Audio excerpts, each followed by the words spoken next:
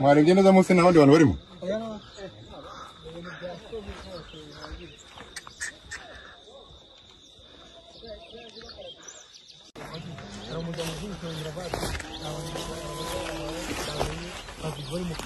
Kone wabaye kure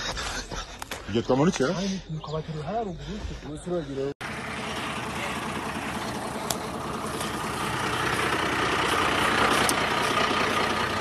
nimba wari ufite umuntu wawe wateze bisi mu gitondo yaragiye Gisenyi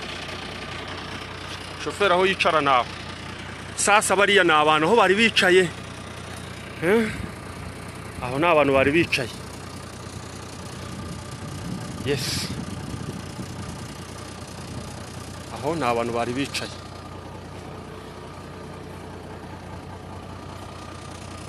ni abantu aho ngaho bari bicaye bose kandi bisi yari yuzuye so nimba rero wari ufite umuntu wawe wateze bisi ya internationale mu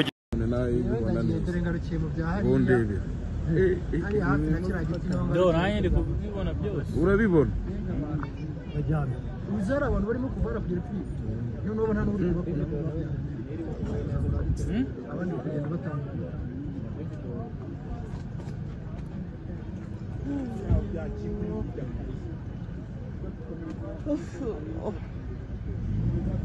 ayo wita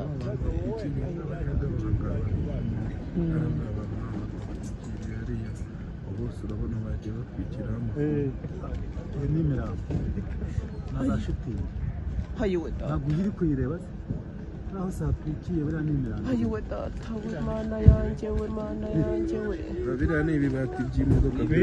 biriya biri mu mayira haruguru ayo we abantu ni hariya hejuru